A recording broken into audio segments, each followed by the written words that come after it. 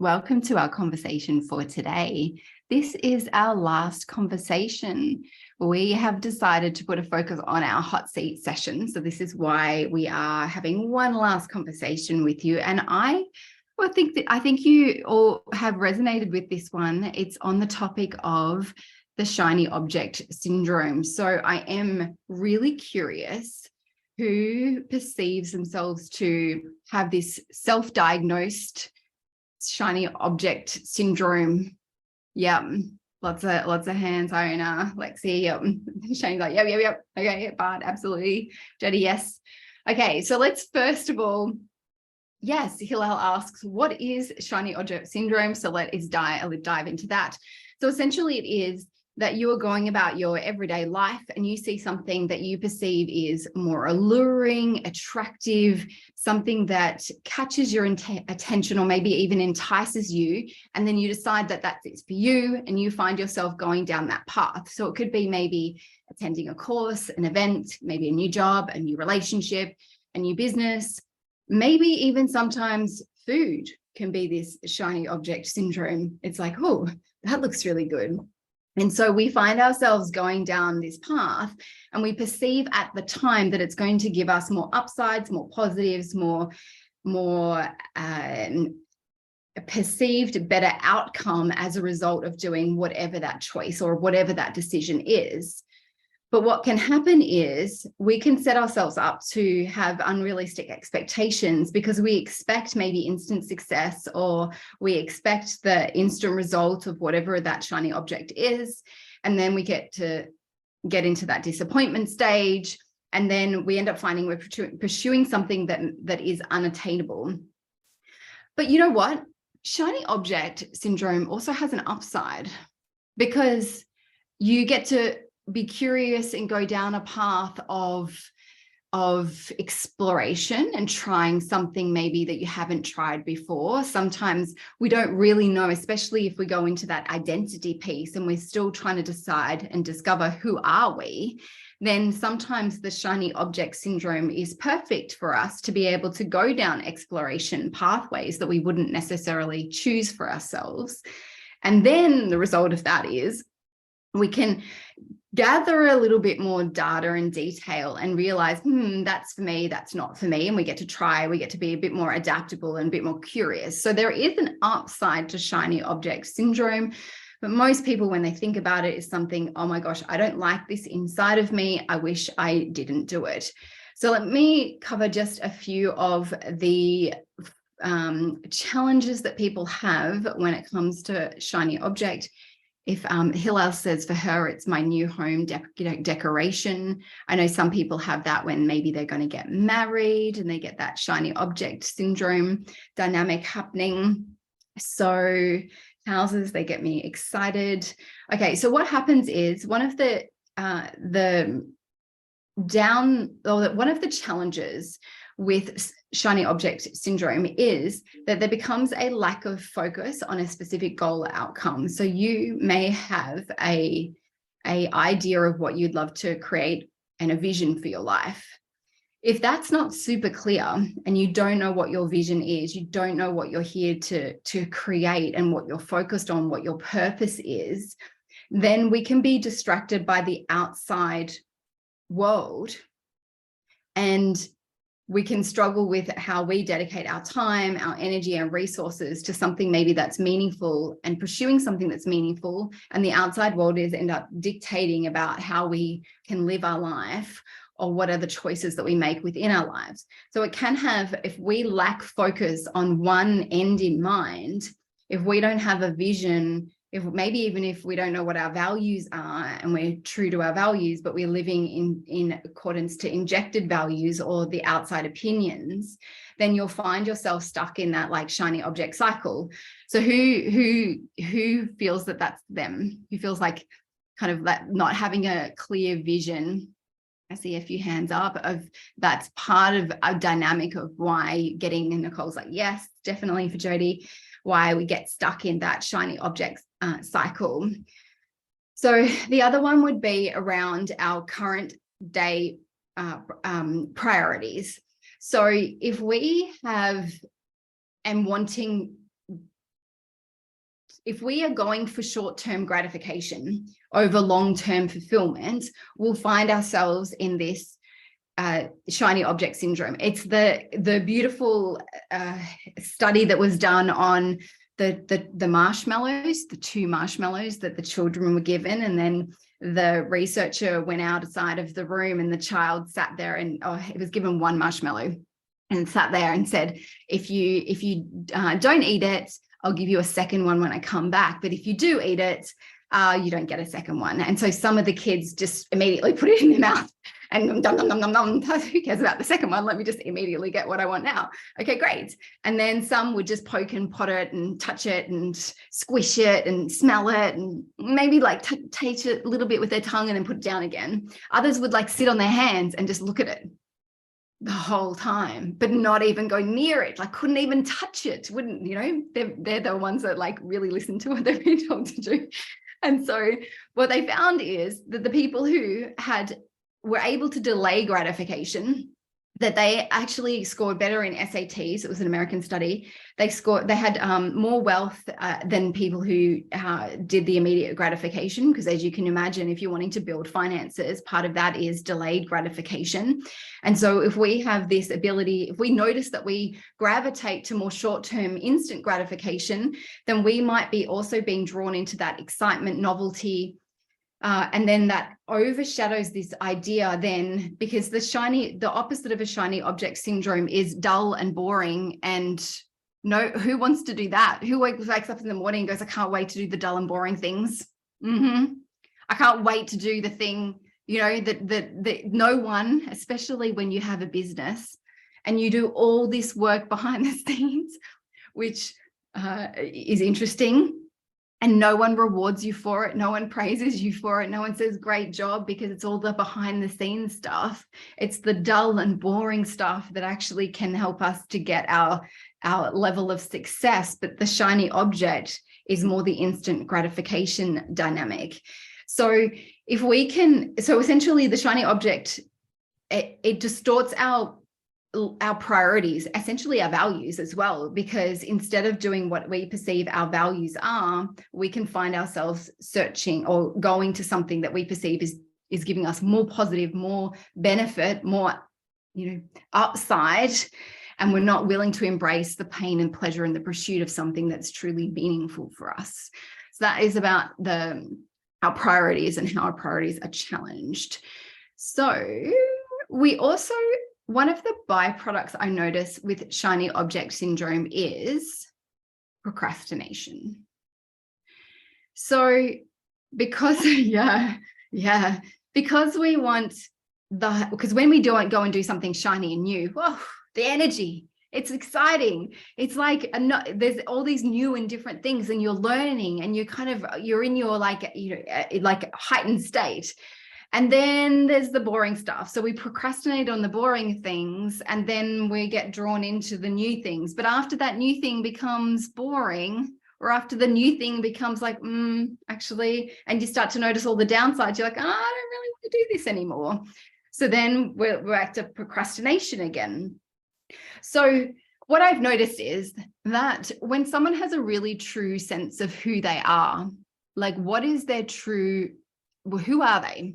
What's really, truly important to them? What are their values? We often talk about in maximum growth classes, our deep voids, like what's the void driving your value?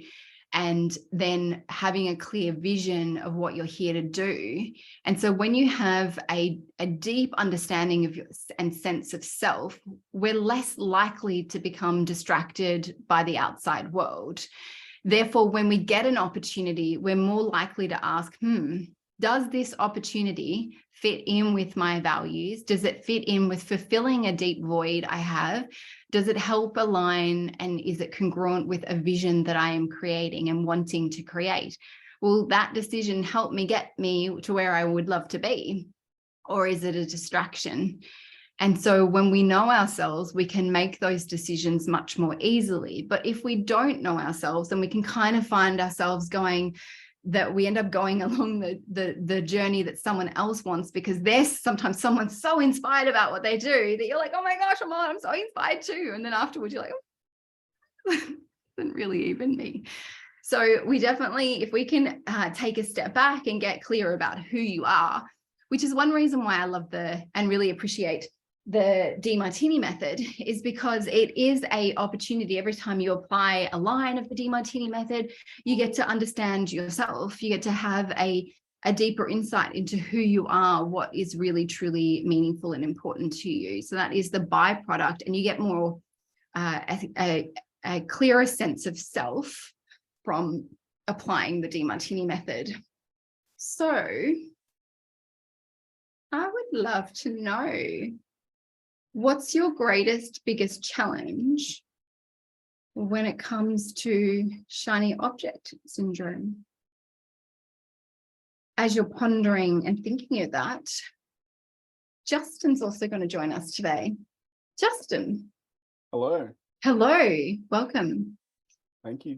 If you don't already know, Justin's partner in Maximum Growth, and we have been doing this journey now together for 4 months, and it's been super inspiring. 4? Is it 4? 4? 1st of Feb. What are we in now? That's 6 months, dude. Oh, thanks. So tell me, okay. So tell me, what do you have any, would you like to share, contribute anything else to shiny object syndrome?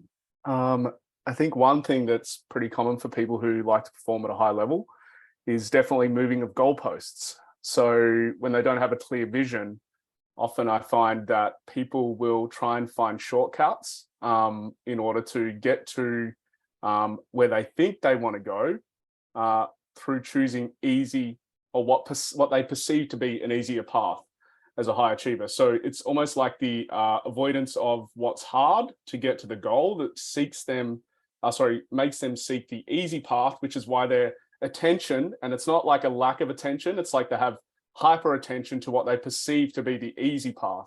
So if you're a high performer, you may have a vision, but sometimes the shiny object syndrome shows up because you're trying to look for the easy path to get to the vision, not necessarily the path that's going to get you to the vision by doing the hard stuff consistently over time that's going to get you there. So I've also seen that one as well. Or in addition, you could then go, because if we choose the path of growth rather than the path of easy, then we're willing to do the hard stuff.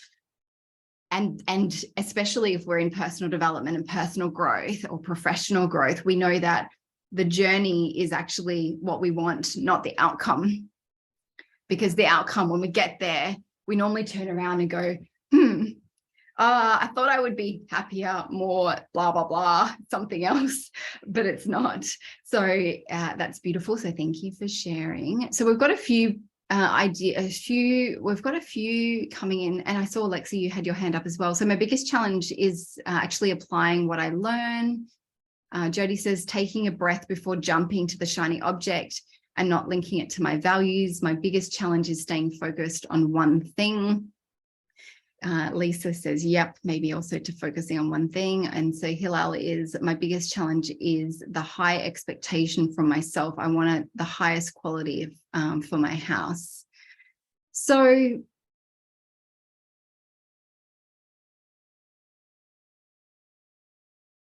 specifying and taking step-by-step actions. So let's go. So Lexi, staying focused on one thing. Yeah. So I've done DeMartini, Dr. Espen, NLP. I've done Dr. Joe Dispenza, Bruce Lipton. So you've done healing and health. Yeah, I do coaching with you.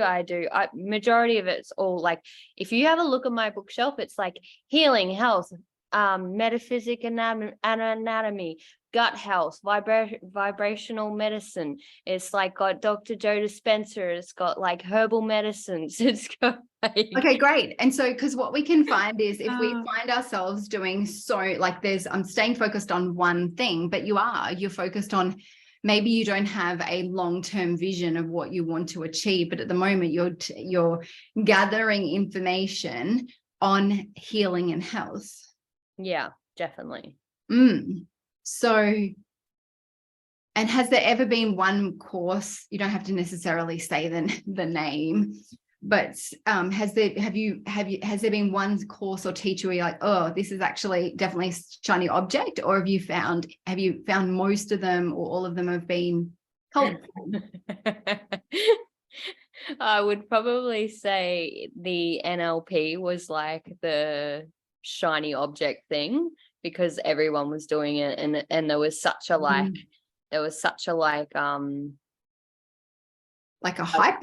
Yeah, like a hype to it. And like I didn't go into it wanting to do coaching, but I come out of it wanting to do coaching, and then I like tried it and I was like, oh, this is actually not what I want to do. But anyway.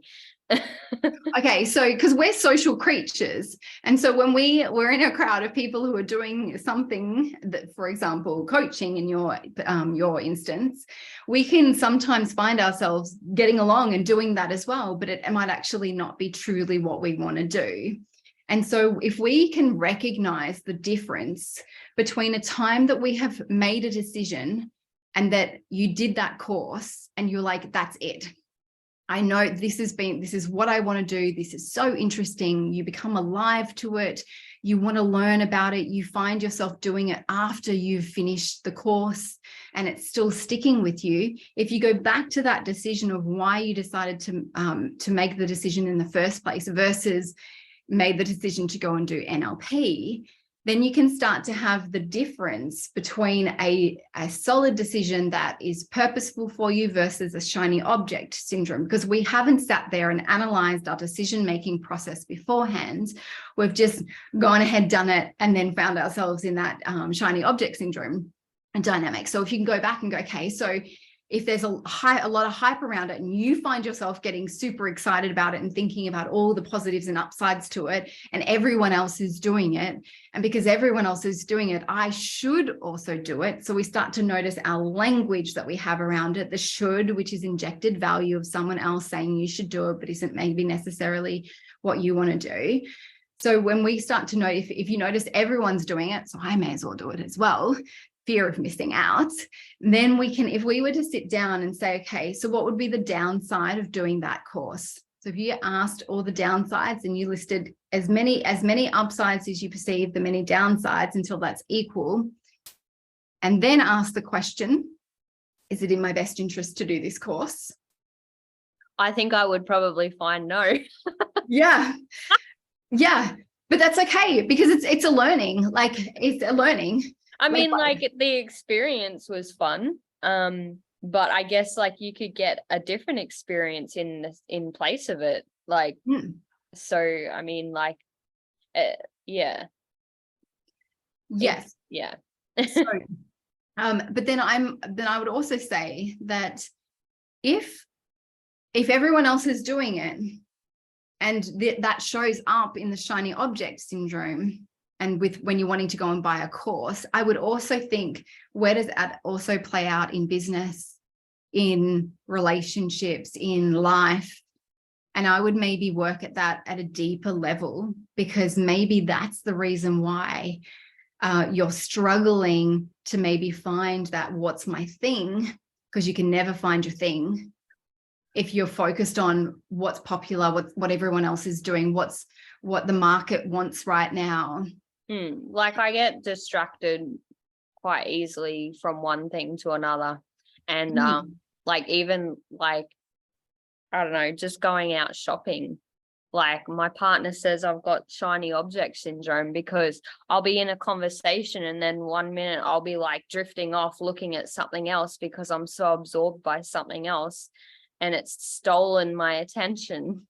Okay, but how beautiful, because the byproduct of the DeMartini method is to, instead of being governed and run by the outside world, you become inwardly governed. So this, and this isn't something that we wake up in the morning and we just know how to be inwardly governed and not let the outside world capture our attention with in every waking moment. We actually have to learn how to be inwardly governed. It's a conscious, it takes time, it's boring, It's monotonous. And it's a daily, sometimes challenge in order to be making decisions and going, hang on, what's really important to me? What do I really want? And that be your inner world. You know, what's really important? Is that really going to fulfill my values? Am I getting distracted right now? And having that level of like internal dialogue, AKA coaching of yourself. And that will start to change your outer world because of it. And then I know as an indirect result, you'll be able to know more clearly what your purpose is, because the noise on the outside lessens, and therefore your inner knowing grows. Yeah. Well, I mean, my 3 highest values is health and wellness, finances, and relationship. So, I mean, I'm fulfilling like all 3 of them at the moment. So I'm not really too fazed about my shiny object syndrome with the like courses and stuff, because like you said, it's fulfilling that value. Perfect. But it is frustrating sometimes. I just want to finish one thing because I've got like a million things like going at the same time, but it's all good. Well, it comes down to priorities. Yeah. So Justin, do you want to deconstruct one? I just want to share on what Lexi was saying also too. So majority of people on here would know what the law of the one and the many is. And so for Lexi, if you have a fantasy on the idea that you're not going to explore other things within your value system and you think there'll just be one, you'll beat yourself up every time you look at something outside of what you think the one thing is. And so sometimes your shiny object, what you label as shiny object syndrome, is actually the many that has to do with the one value. And so sometimes you have to question whether the things that you're looking at are aligned with that value system or not aligned with that value system. So you'll never escape that law of the one and the many. It'll always be there. You just have to be aware of whether you're making decisions based on the many that has to do with the one value, or whether you're making decisions based on the many to escape something. So one of the feedbacks that I've noticed within myself, if I am chasing a shiny object, is I'll leave many things incomplete. So the byproduct will be incompleteness of the things that I've been chasing. So I just wanted to add that in regards to what Lexi had to say. Thanks.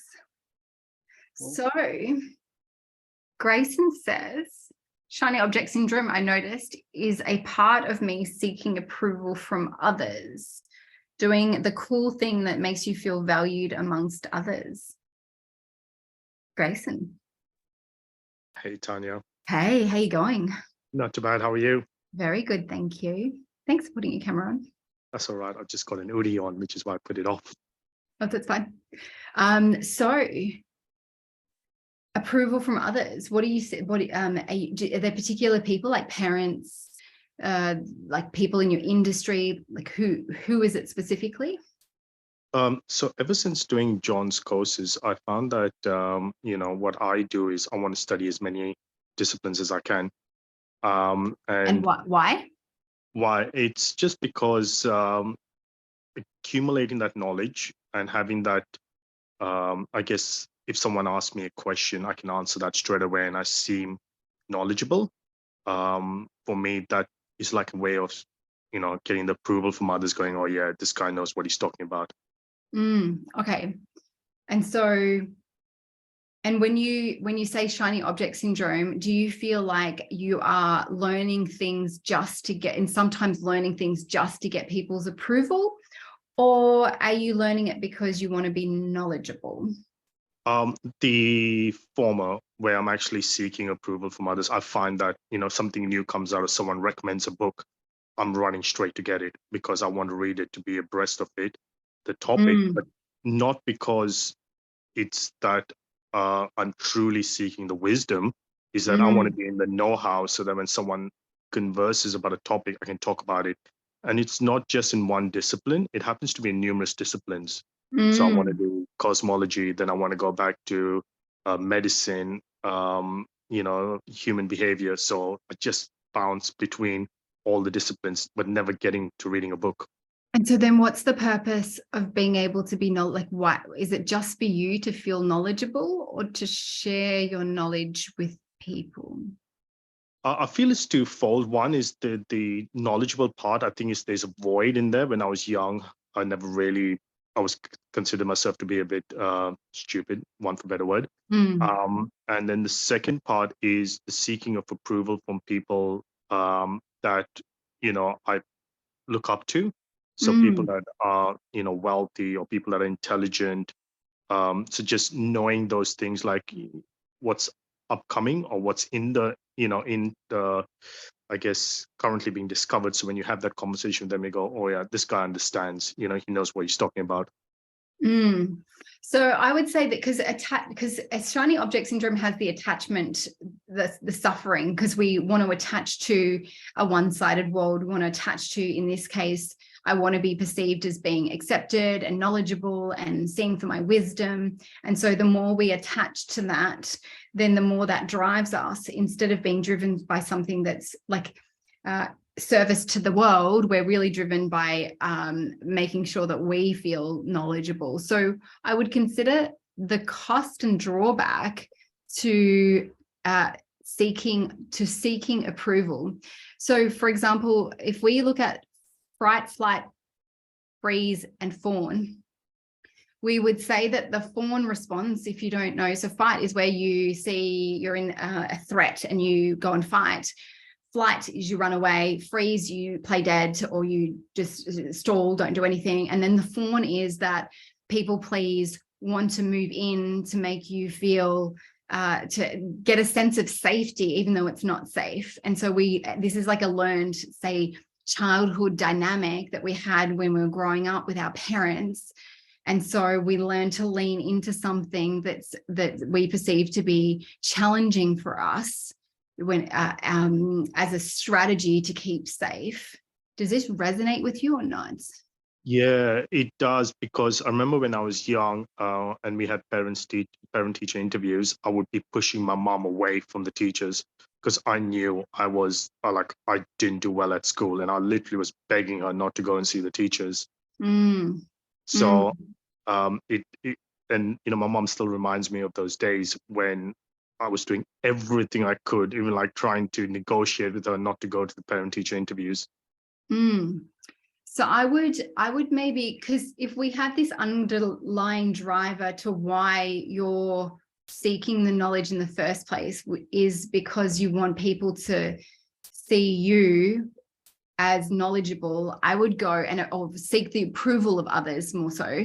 I would go and ask, what's the drawback of seeking approval? Yep.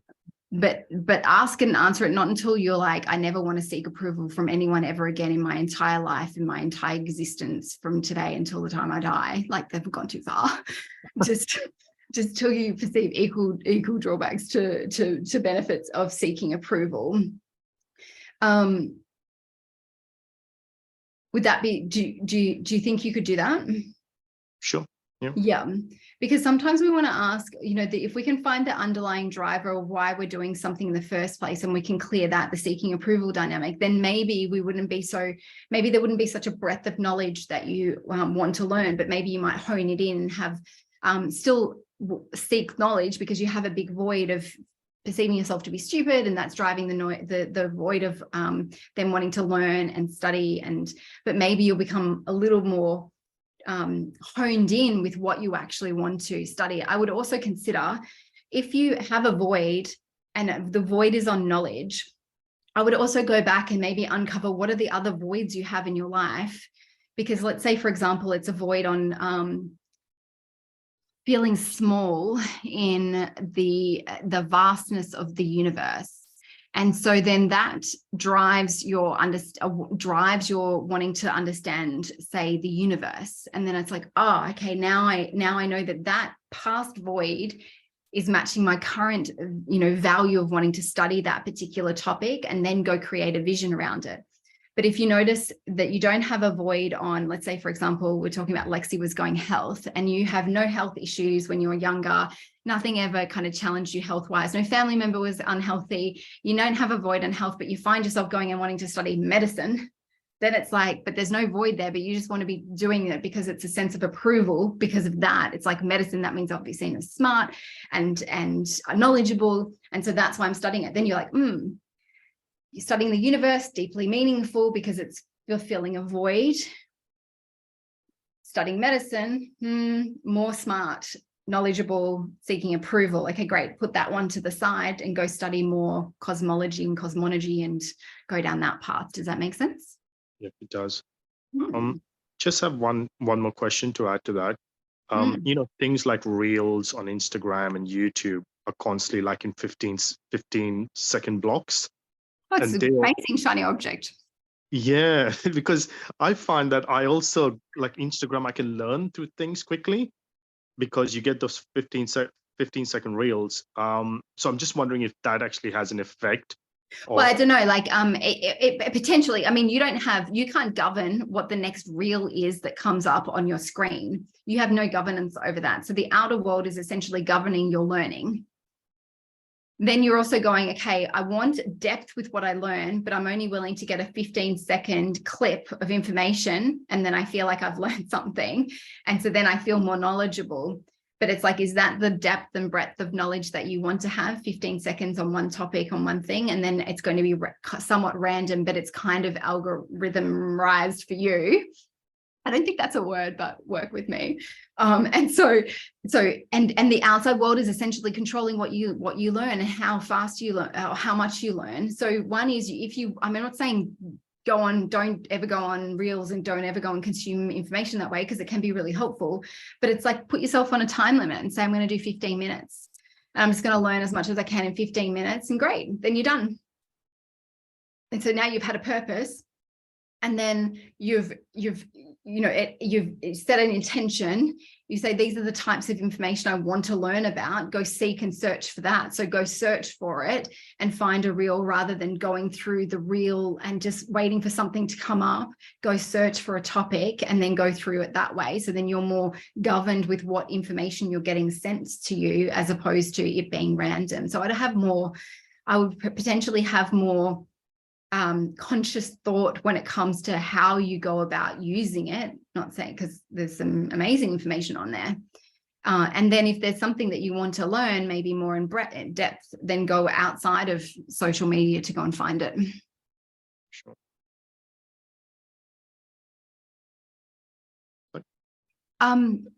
Justin, it's over to you. I have to skedaddle, people, because I have a child with a fever at the moment. She just woke up.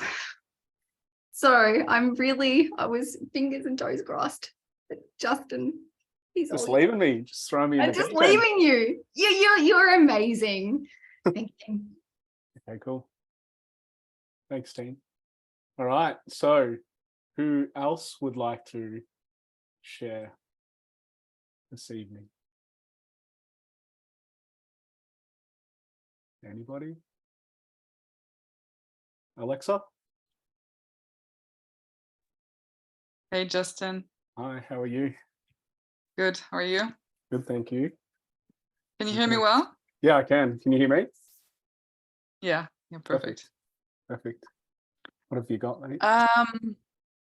Well, there's part of what Lexi was sharing also, but for me, the difficulty is, so I'm building this thanks to your program. I'm starting to build a coaching program, and I have that vision, and it's clear, and there's a lot of topics that will be covered within that coaching program. So there's subjects where I already have knowledge, and instead of using the knowledge I already have, go back to my notes and do some deep work, or read some parts of the books that I have read already again, so that I can create value out of that.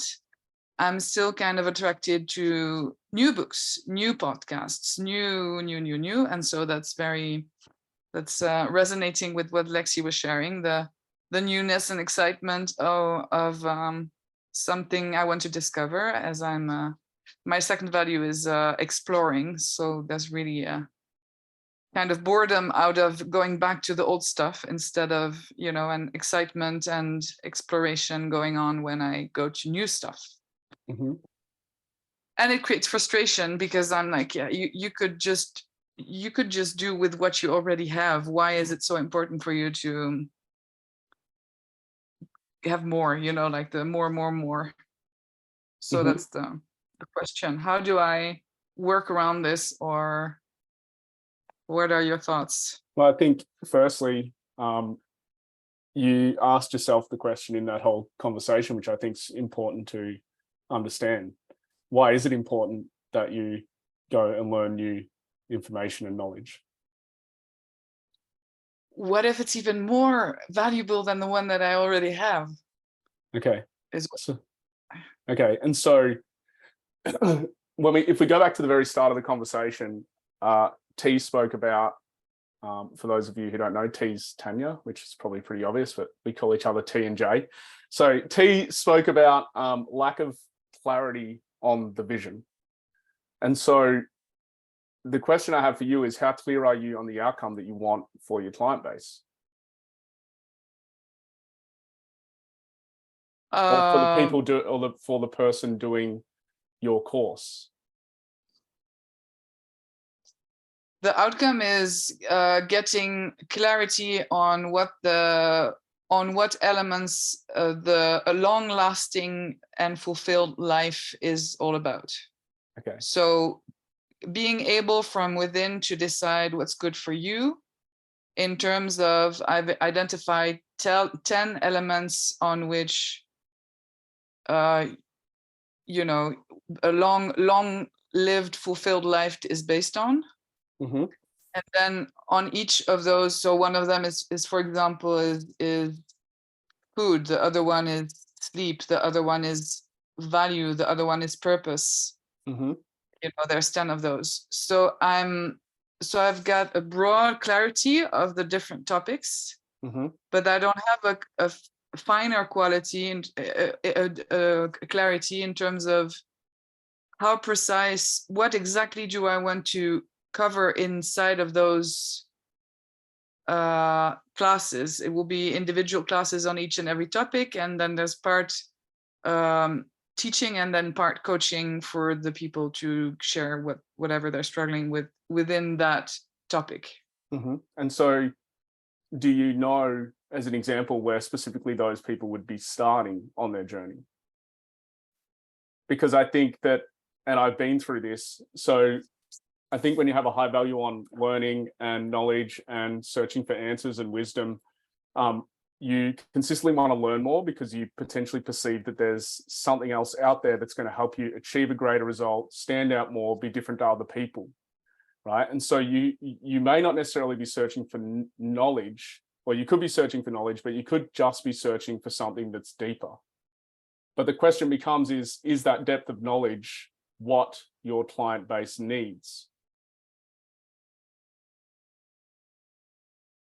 So example, you go to the breakthrough experience, you've never done any of John's work before, and he literally cuts the top of your head open, takes a whole heap of knowledge, throws it in there, and he doesn't care whether you get it or not, because that's like he's looking for a specific type of people to elevate through his courses.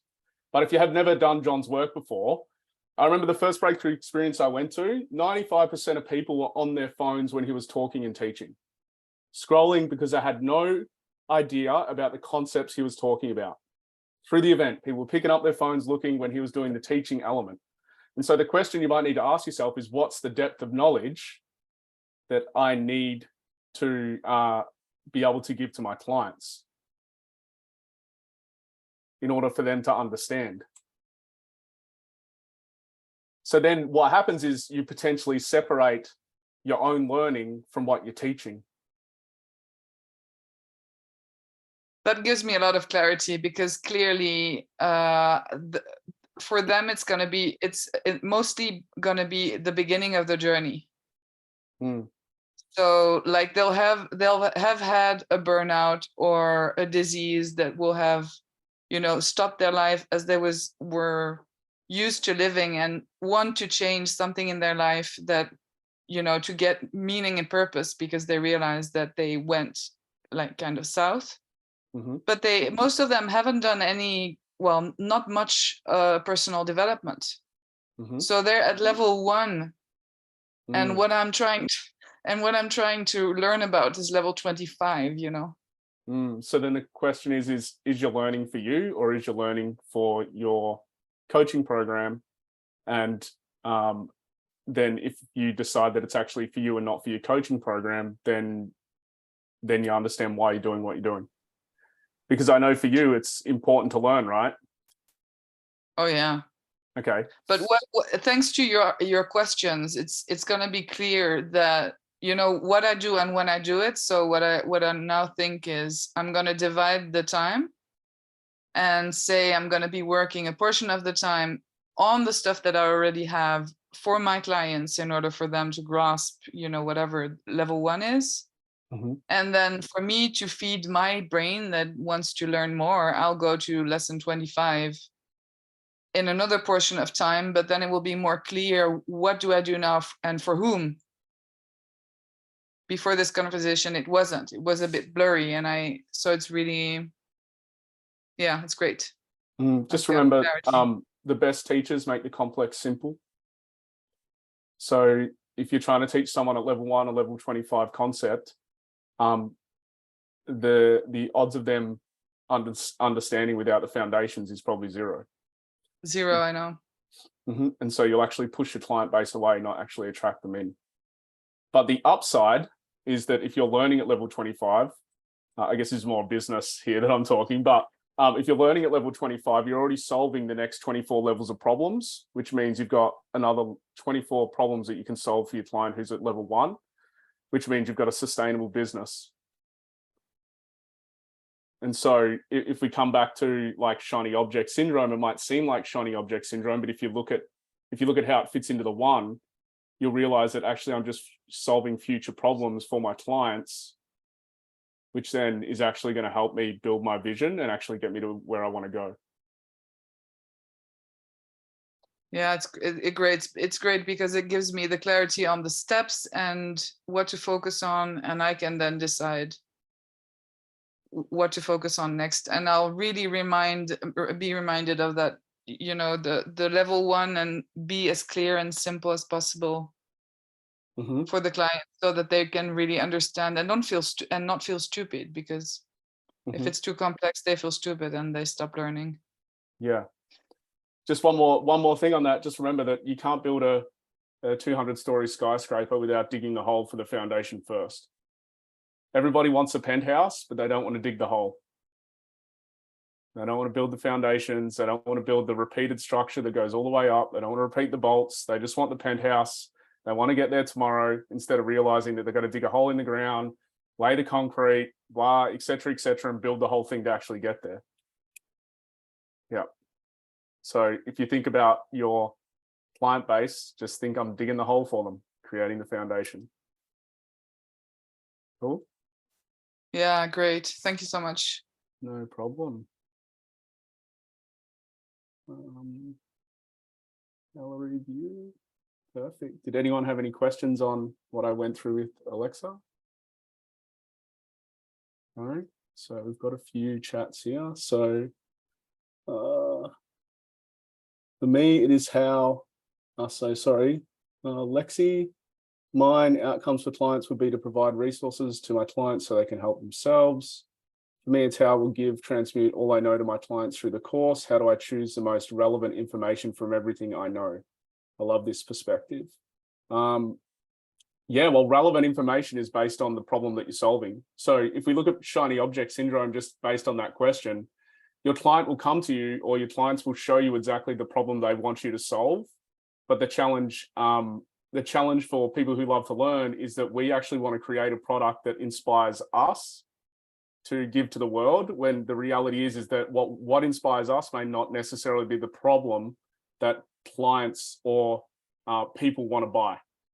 And so that's why a lot of you might have a great product, but if you're not able to communicate it in the way that actually solves the client's problem, your product will go nowhere. Alexa, what learn and seek is way deeper.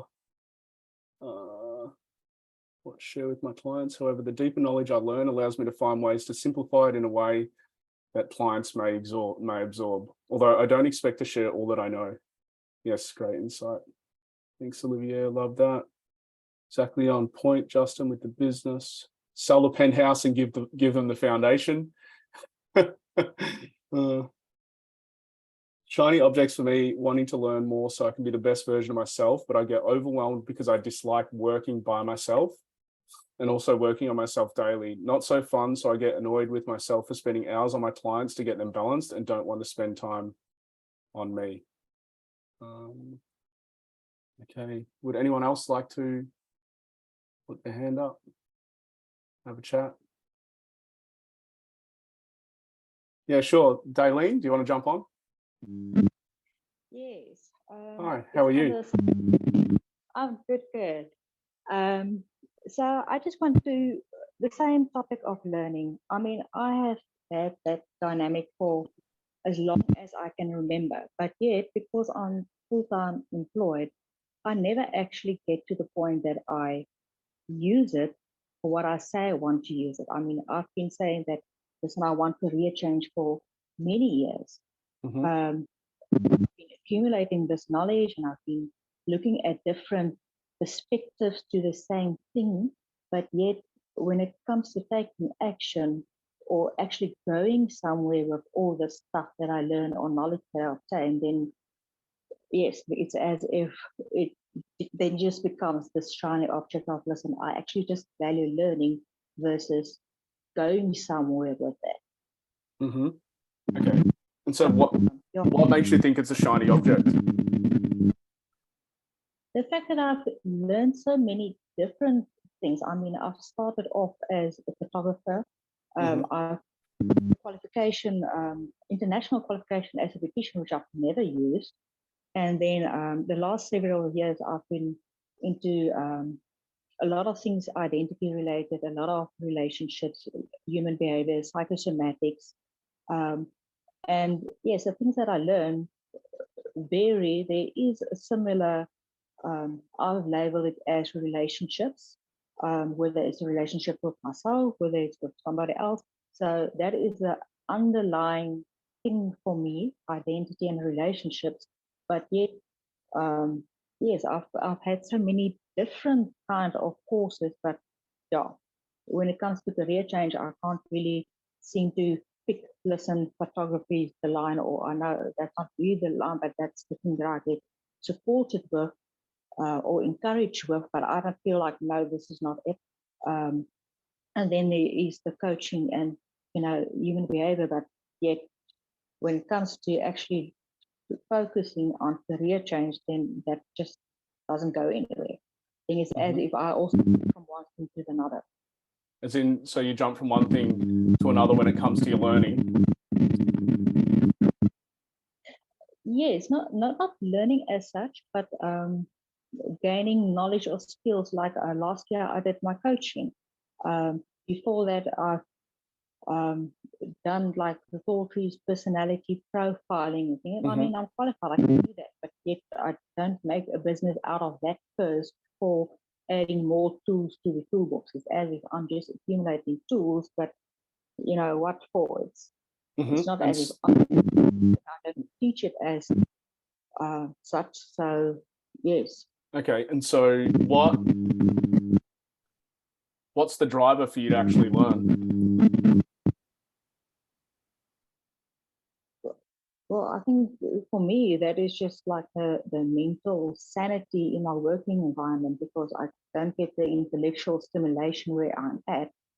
And the environment that I'm working with is not really something that I'm interested. And then there's also the underlying thing that a lot of things that I learn about comes from my childhood voice. So that is what my learning is centered around. The excuse I use for learning or continuing to learn or doing courses, which is quite expensive, is for career change. But 21 years later, I'm still sitting in the same organization. And I know there is definitely a benefit to me, or there's an underlying thing that keeps me here, but yet, yeah. So I don't really know perfectly my learning. Well, it's interesting because when I asked you that question at the start, you said straight away, because it gives you intellectual stimulation and allows you to like manage yourself at work. So I'm just curious, where did you pick up the idea or belief that you have to monetize your learning? well, from my parents, my father more especially.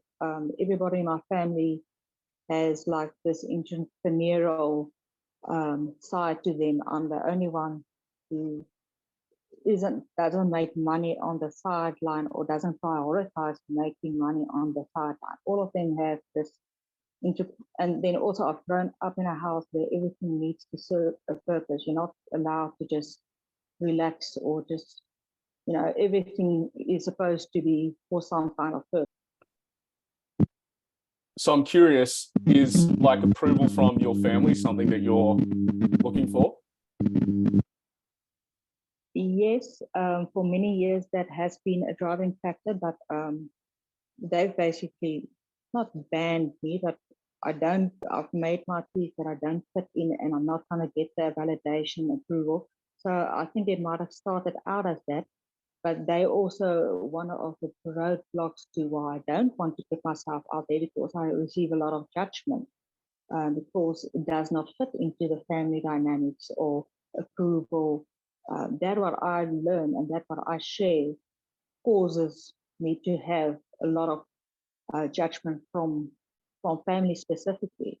So yes, it started out as a way of being validated and feeling good enough and wanting to belong, but yet that is actually more in line with what keeps me not fitting in. So yeah. Okay.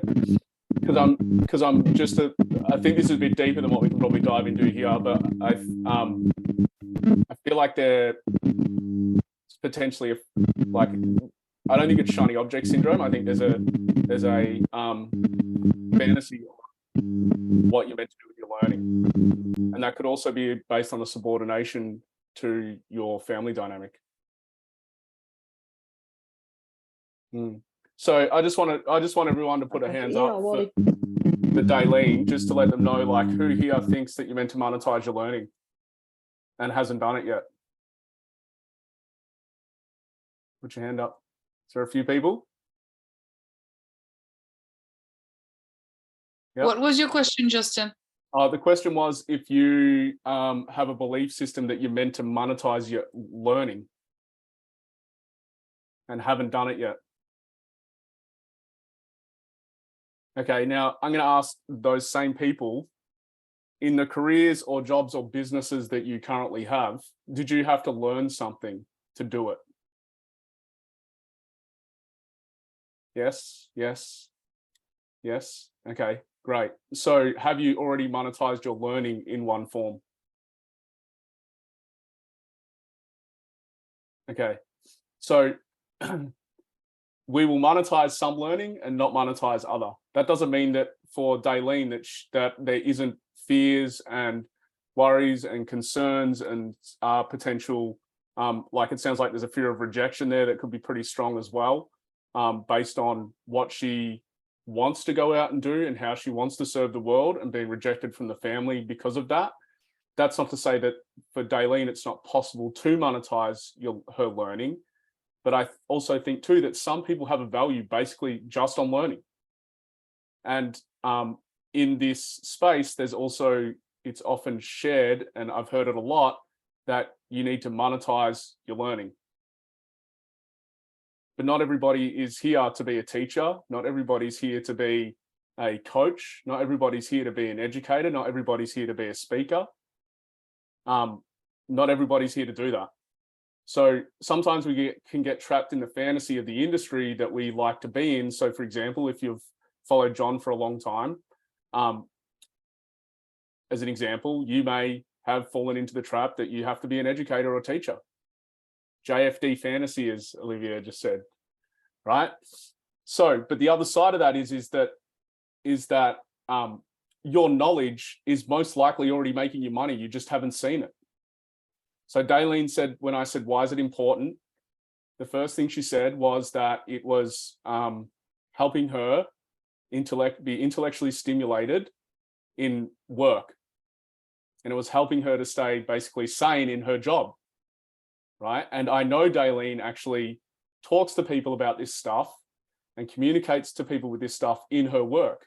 she may be more aligned as an intrapreneur than an entrepreneur. The difference is that an intrapreneur may not necessarily directly see how their learning is creating an income. But if you actually look statistically, by the way, statistically, guys, just so you know, there's more millionaires made from working for someone else than there is by running your own business, right? So the truth is that intrapreneurs monetize better than entrepreneurs, right? So just think about that. Intrapreneurs monetize better than entrepreneurs, what they're learning. So I'm not saying, Daleen, that it's a fantasy for you to run a business. What I'm saying is that not everybody has to directly monetize what they do. Because imagine it this way, like, I'm assuming everyone's in this room because they love growth and development, but not everyone in this room has a value on teaching, right? So some of you may have a value on business, some of you may have a value on family. Now, some of you may educate and coach your kids. Hands up here if you've got kids and you've ever used part of the DeMartini method with the kids. Okay, right? So, yep, I know I've done it, right? So isn't there value in that in itself? You may not have earned money, but you may be teaching your kids a skill set to be able to manage themselves effectively now and into the future, which is then going to give you an exponential return, which may produce financially later on in their lives. And they may decide to take care of you. Who knows? Right? So just understand that you don't have to monetize your learning, but it would be a wise activity to take the time to actually look at where you're using your knowledge and how it's actually providing value to you. And is there a monetary attachment to that? I've got 25. No worries. 25 comments. JFD fantasy. As I grow through my learning, I become more effective and influential as a businessman. I'm not a coach or a teacher. Yeah, beautiful. 100%. Right? So if you run a business, the level and growth of your business will be directly reflective of the growth that you have as the leader. And you know, Krishna's just proved that. So if you run a business, your learning and growth based on what you specifically learn. So I'm not sure, Krishna, if you ever use the method or whatever with your staff or whatever, but I'm sure that you've learned influential skill sets from doing, whether that's John's work or other people's work, that's allowed you to grow your business. Is that right? Very much so. Probably the biggest shift I had was learning that I was using my business to fill up. I wanted people to appreciate me by being clients, i.e. my client would say to me, job well done, I'd feel good. Mm-hmm. I don't need that anymore. Now I can just charge them money. Oh, so good. Yep. So you've got the perception of fair value exchange as well. So you've worked through that too. Now I don't need my clients to love me. They do. Mm. But the difference is I can charge. Yep. And not feel guilty. Yep. So no transactional guilt, just value exchange. Yep. That's a big thing in business, transactional guilt. Unconscious expectations that are not spoken about at the moment of transaction, and then especially in the coaching space, and then the coach feels that they have to give more than what the client's given, and they keep giving and giving and giving and giving because there's unconscious transactional expectations that aren't spoken about. And then you start to hate your business, and then shiny object syndrome can show up in that as well, because you bounce from business to business to business to business because you're trying to run away from the resentment of the transactional guilt, and you start to burn businesses to the ground. Yep. Yep. Thanks for sharing, Krishna.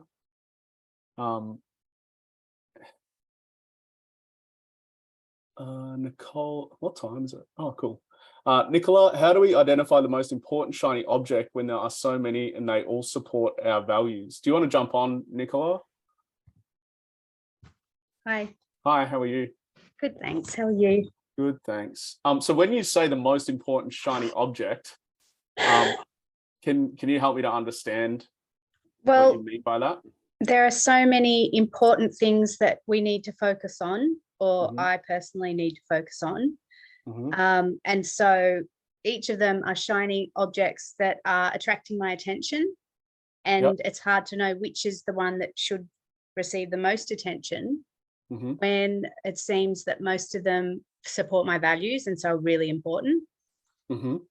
Okay, and so do you run a business, or are you like, when you say lots of different things, is it in different areas of life, or is it just in?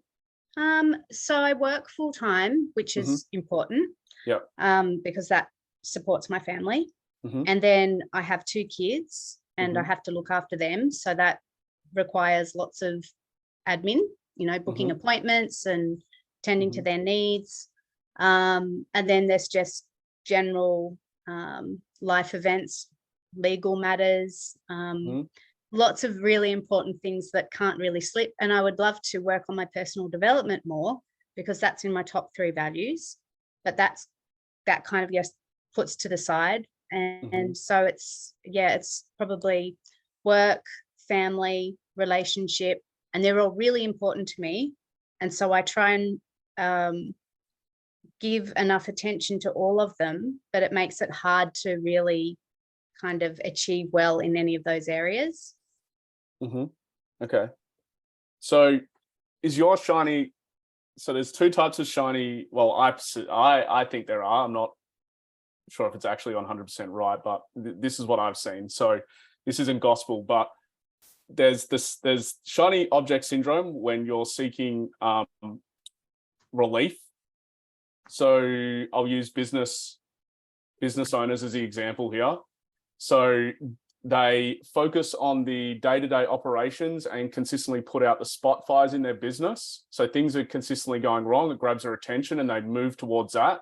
So they're consistently working on that. So some people in life do the same thing.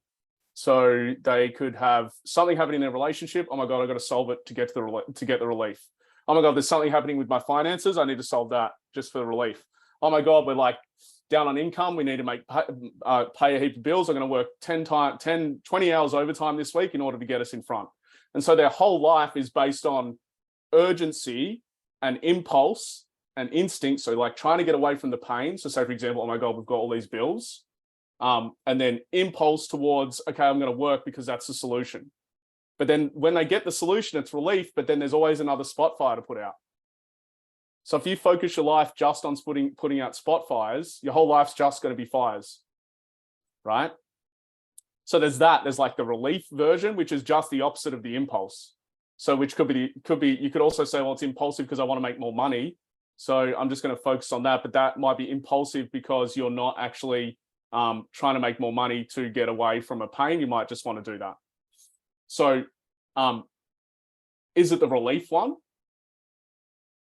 Would you say that it's like putting out the fires, or? Yeah, that strikes a chord with me. Okay. Yeah. Yep. Okay. So how clear are you on your vision in life? Not very. It's very in the now. Okay. It's very putting out spot fires. Yeah. So I think that the what you're saying is it's just a lack of clarity on how to prioritize. Yeah. Right. And even with your values, you said that personal development's your 3rd highest, but then when you said what was important, you said work, family, and relationships. Right. Yeah. So I'm not sure whether that's, without like deep diving with you, whether that's actually like your 3rd highest value or not. It could be, because if you're consistently impulsive and you're trying to seek relief from like the stress and the frustration or the pain of those things. And also as well, you said, I have to look after my kids, which also you don't have to. There's many people who don't. So there's many parents who don't look after their kids. Well, so, I want to. Okay. So if you're driven by putting out the spot fires, then you may have like lack of clarity on your values as well. Yeah. So really, to me, it sounds like there's a lack of clarity on your values, and also unclear on because there's a lack of clarity on your values, then there's lack of clarity on your vision, then it's just going to be putting out spot fires. Okay. Now, I've got another question for you. Are you driven by guilt? Yes. Yeah. Okay. Yeah. So, yeah. So if you're driven by a lot of guilt as well, that's also an indication that, yeah, that you're probably going to be putting other people first and prioritizing others over yourself. Yeah. Yeah. And so that is probably part of the driver for, well, I'm assuming that's the driver for why you put out the spot fires. Yeah, probably partly that, but Yep. yeah, I can definitely identify with being very in touch with my guilt feelings. Yeah. Okay. So Okay. yeah, so that's how I would start to solve that. Okay, thank Yeah. you. But I think that probably working, like doing some of the DeMartini method on yourself and whatever your shames and guilts are would be wise. Yeah. And potentially your authority figures. Hmm. So was there anybody in your life who was like very strong on, like, you have to be a mother, anything along those lines? Myself, that's Okay. always been part of who I am from a Yep. very young age. Yep. Something that I attach to my identity. Okay. Yep. Okay, cool. Yeah, so I just get clear on those things Yeah. and start there. Yep. Okay, thank you. No worries. Cool. All right, so we're going to wrap up, guys, because it's 9:10. So if there's any, there's a few hands up. So all right, look, I'll do it. It's the last convo. I'll stay on. All right, so Lexi. It's just a quick one. Can you and Tanya do a masterclass on transactional guilt? On transactional guilt. Yeah. The big one. Yeah. Because it doesn't just relate to business. It's literally all relationships. Really? Yeah. Yeah, right. because I've never heard about it before, and I'm just reading like the comments in the thread, and I was like really intrigued by it. And I have experienced it before, like with my first one and only client that I had. I actually experienced it, and I never knew what it was until now. Yep. Yeah. So if you go back to the moment that they said yes, or that you transacted with that individual, Yeah. is that when the guilt showed up? No, it was when they finished the session and I was like super overwhelmed with all the problems that they had, and I felt like I didn't give enough, so I just kept giving them more and more and more and more for free. So there's transactional guilt, and then there's also having, like, what expectation did you have on yourself as a coach? I guess that I would be able to give them solutions. And so do you perceive you did that or not? No. Okay, so it's a little bit different to transactional guilt. So that's just, I would just say that's you've had an expectation on yourself that you haven't met, and so therefore feel like you've provided more drawbacks and benefits to the other individual, and so therefore you've got guilt. Yeah. Okay. Yep. Whereas transactional guilt, it occurs at the moment of transaction, and so you may not necessarily see it show out in the moment. But I'll just give you an example. I actually did a newsletter on it about 3 or 4 weeks ago where I gave this example. Was that through like an email? Yeah. Yeah. Okay. Yep. So basically, I was building up resentment to my client before I came on with T, like my old community. And so I was starting to build up resentment to the community because they weren't showing up for the classes that I ran, which were just like Q&As. And so I was starting to build up resentment, and then I was also then wanting to avoid doing the Q&As. And so I explored why that was. And what I realized is that I had an unconscious expectation that my community, in order to be a part of the group, would show up to those calls and contribute. And so I had not I had not spoken about that or even communicated that at the moment of the transaction. Right. So I was like, this is a freebie, here, come. But when something's free, people don't value it. And so where the guilt comes in is that I was feeling guilty because I thought that that wasn't good enough. And so they weren't showing up. But it was because at the moment of transaction, I hadn't communicated my expectation on how that was to be utilized in order to have it. Yeah. And so it was like because resentment and guilt will be, they'll be, one will be conscious and one will be unconscious. Right. So that's transactional guilt. So if you have a look at the moment of transaction, it's just really an expectation that you haven't expressed, that hasn't been spoken about, that isn't being met. And so then you can build up resentment, but then the guilt is associated with you perceiving that you're not doing enough, or it's not good enough, or this or that or the other. And so therefore even though you have resentment and guilt there, you try to do more. So it's like you'll spend extra time on your sessions, or you do extra things, and you won't know what's driving it. I'm not saying that's always transactional guilt, but that is definitely one that shows up. Okay. Thank you. You can also have it as well when you feel like you're charging too much, or charging a certain amount, and you can feel guilty for the amount that you're charging because you don't value yourself or value yourself enough, and then you can you give more than what the transaction's meant to be. Yeah, that's a common one as well. And that one's more obvious for most people. They'll get into business, they'll charge an amount, and then they'll feel guilty at the moment of transaction because they feel like they're not worth that.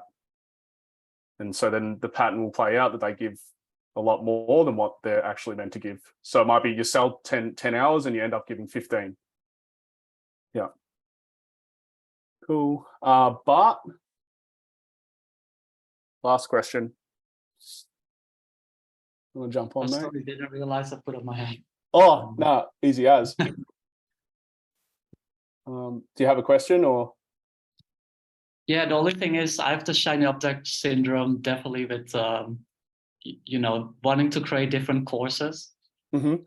So I used to create courses around, master planning your life and vision and stuff like that. But now it's coming more towards personal finance and dividend investing.